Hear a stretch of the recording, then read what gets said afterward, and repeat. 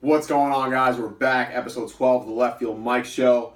World Series 2019 just wrapped up. Let's get started. Let's talk about it. What a World Series this was. This has to go down as one of my all-time favorite World Series. First of all, the road team won every game. Never happened before. The Washington Nationals, significant underdogs.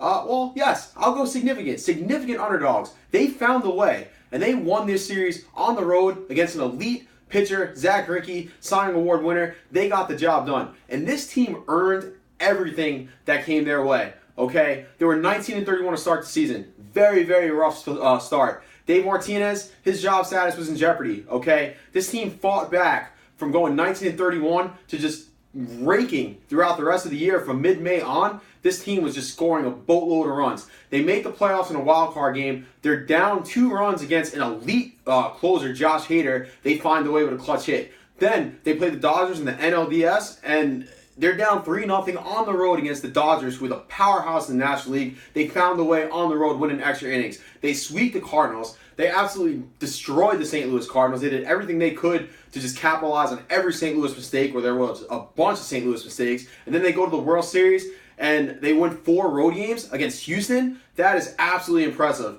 Great World Series. Is it in the top 5 World Series of all time? Probably not. I think you can make a good case for top 10. A lot of good World Series come to mind, like 1960, when the Pirates walked off against the Yankees. 01, when the Diamondbacks walked off against the Yankees. It feels like every good World Series, the Yankees are getting walked off. You could think about 97 with the Indians and the Marlins. Another good World Series, a walk-off there. 2016, Cubs-Indians, a great World Series. Going the distance, the Cubs ending the curse of the Billy Goat. And then one of my hardest World Series I've ever watched was 2011, when the Texas Rangers got defeated by the St. Louis Cardinals. But enough of that. Going forward, predictions going forward for this season, up ahead, we're going to have to see what happens in free agency. Free agency is going to be interesting. A lot of big names on the market. Anthony Rendon, Steven Strasburg. You got Garrett Cole, who's going to get paid a boatload of money, among other guys. My personal favorite player in baseball, Madison Bumgarner, is on the market. Let's see what happens there.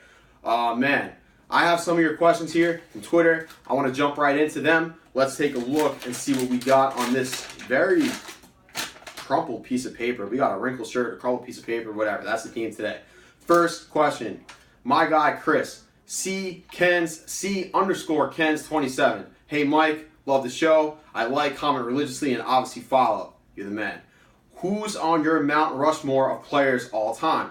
Hashtag out of left field. Well, Chris, that's a very tough question to answer. 2 guys that are absolute locks on the Mount Rushmore would definitely be Babe Ruth, who, if you just think about baseball or you think about Babe Ruth, what he did both as a pitcher, as a hitter, tremendous power, a very charismatic person, tremendous personality. He's on there, absolutely. Also on there is Jackie Robinson, a pioneer for Major League Baseball.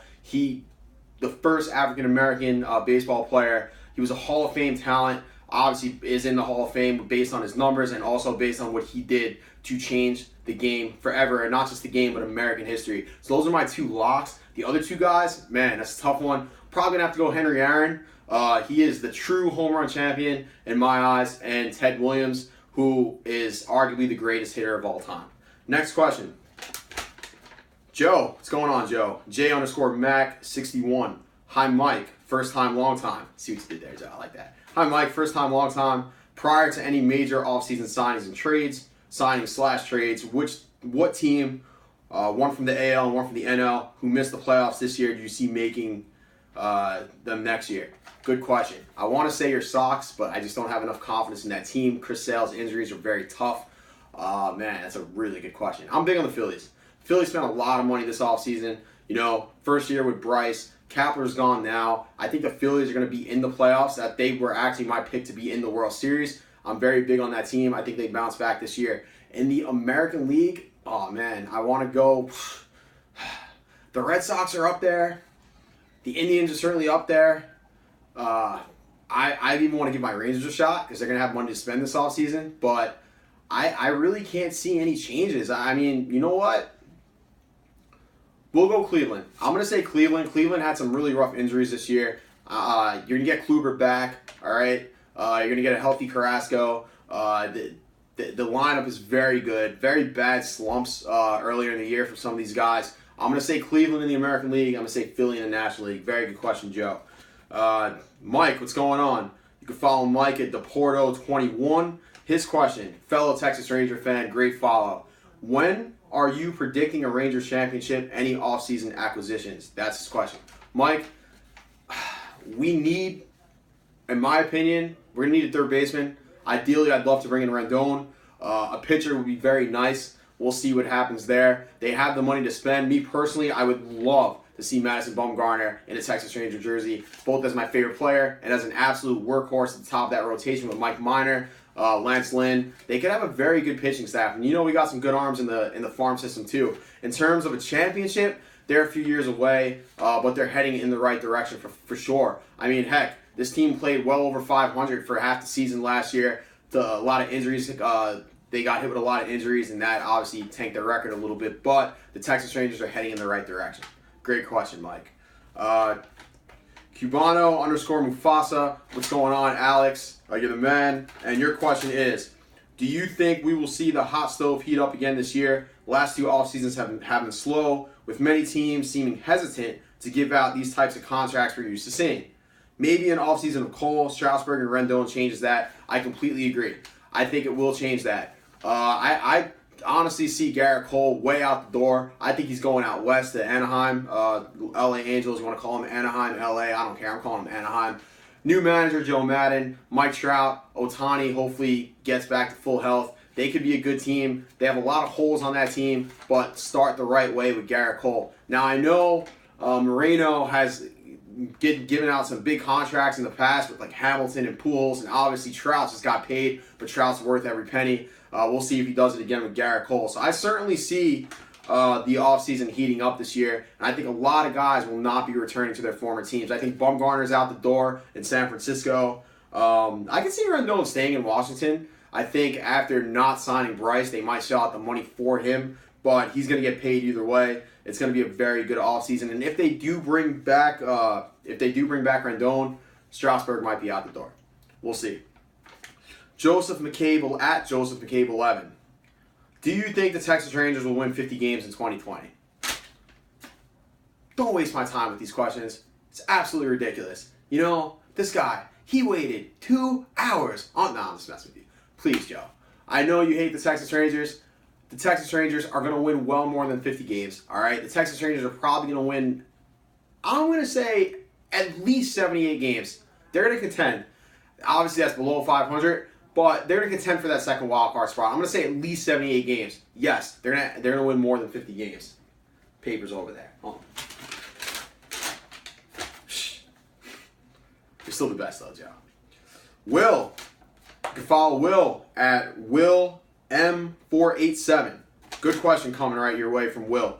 After the Nationals losing Bryce Harper and winning a World Series, do we ever see a contract like that again? The answer is yes. We will see contracts like that again. Because I think in the previous offseason, obviously there was a very owners were hesitant to spend money. We saw that across the board. A lot of guys got signed really late, actually into the season. Like Kimbrel got signed into the season.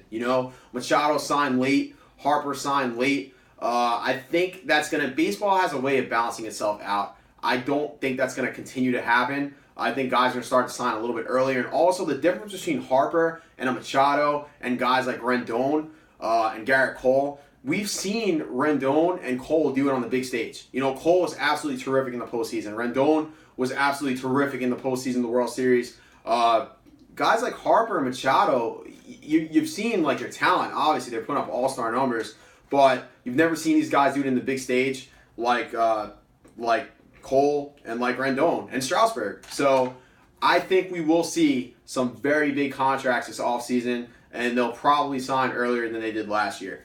Next question. Greg. I've shouted out Greg a few times on this. NY Primetime MVP, that's his Twitter handle. If you can make 3 trades that would be mutually beneficial to both teams making the trades, what would they be? I'm not giving you 3 trades because my mind can barely find one. I will say this. I know you're a Yankee fan. Cliff Frazier's got to get traded already. This guy, he's just wasting time in the minor leagues. They bring him up, they send him down. They bring him up, they send him down. figure out what's going to happen with Clint Frazier. And if you're the Yankees, you got to look at pitching. You got to look at starting pitchers. There are guys that are potential trade targets. And I don't know how much you like these guys. I know you're not the biggest Jeff Samardzija fan, but Jeff Samardzija's coming off a good year on a team that may be looking to rebuild. You could, I'm not saying one for one. I'm not saying anything like that, but I am saying you got to look at guys like him. You got to look at guys like Corey Kluber. Corey Kluber just got extended for a year, or the option was picked up. He's a free agent after the season's over. After next season's over, the Indians might try to shop him if the team is not looking good. What else? You got guys like Chris Archer. I believe he has like 2 years left with Pittsburgh. Team's not going anywhere right now. So I think it would be up to the Yankees, like the Yankees' best interest. Look at guys like Kluber or Samardzija or Archer and try to make a trade. Clint Frazier's a great prospect, so I'm not saying one for one here, but I do think Clint Frazier has to get traded this year, and I think the Yankees do need to get a starting pitcher. Anyway, real quick, the Mets signed or hired Carlos Beltran today. Very interesting hire, very good hire in my opinion. He's a good baseball mind. Met fans tend to like Carlos Beltran. I think universally or almost generally speaking, he's been forgiven for 06, which wasn't his fault. That was a tough curveball. No one's. If you walk into that batter's box right now, you're telling me you're going to hit that curveball wing right through? No chance. So, Beltran, good signing for the Mets. He's a very smart baseball mind. You know, he's always been a very smart baseball player, very fundamental baseball player. He thinks the game through, a great clubhouse leader. The signing by Houston to bring him in paid dividends in their World Series run, which they won a few years back. This is a guy, the only drawback, and is it really a drawback that he doesn't have managerial experience? I mean, yeah, you'd like to have managerial experience, but at the same time, he's going to get his managerial experience now. I think Carlos Beltran is a very good hire for the Mets. I think they got this one right. That's it for me. Rate, comment, subscribe. Do what you got to do. Drop a comment in the comment box below. I'm about to turn the net game. Hopefully they're not losing right now. I'm out of here. God bless you guys. Talk to you soon.